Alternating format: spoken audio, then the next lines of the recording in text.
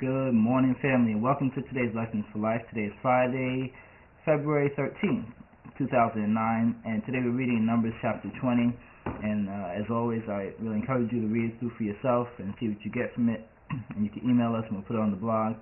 But this chapter has a couple different things there. I'm only going to touch on a few points, but I'm sure you can get more out of this chapter if you read it for yourself. So I encourage you once again to read it for yourself and see what you get from it. And we see here with Moses, and actually as I was reading the chapter, I was remembering some of the things I was speaking about Moses in previous Lessons for Life, about how he was such a great leader, and what makes one a great leader was that he was the first one to take the commandment and follow the commandment of the Lord.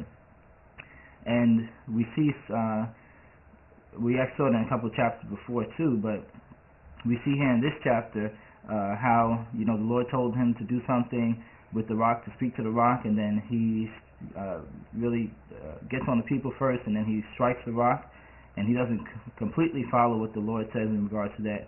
And even, like I said, this is not the first instance, because then you remember a couple of chapters ago when they were supposed to really be preparing to go into the land of Canaan, and of course they didn't do that because they heard a couple of bad reports from the people he sent out, which was against what the Lord had wanted him to do.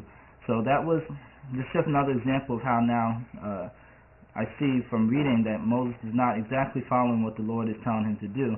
And then even as you read further on in this chapter, and you see how they are asking those in Edom for passage through their land or through their country, which is interesting because from what I read, I couldn't quite exactly see where they're going, or what direction they're heading to now, because I know they were supposed to be going to take possess their land.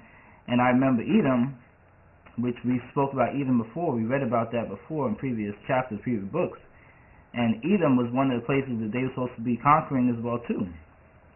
And now they're asking for passage through the land, so they kind of strayed from what the Lord had desired for them to do.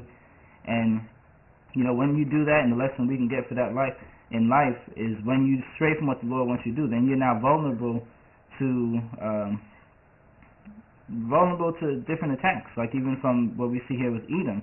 So now they're asking Edom for permission. This is supposed to be a place they're supposed to be conquering, and of course Edom says no, because actually Edom, if I look back and remember as we read it, Edom is actually where Esau really is, where Edom came out of Esau.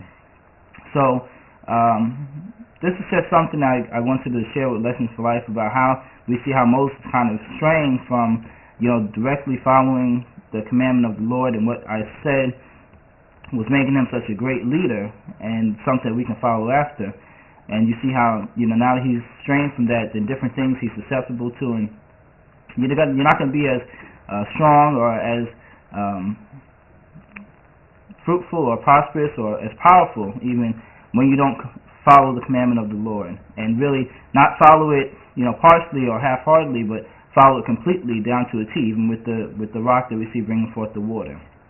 So that was something I just want to bring up with today's Lessons for Life. There's other stuff in this chapter, so once again I encourage you to read it through for yourself. Don't just watch the Lessons for Life, but read it through and see what you get from it as well. With that, create yourself a wonderfully blessed day today, and we will talk again tomorrow.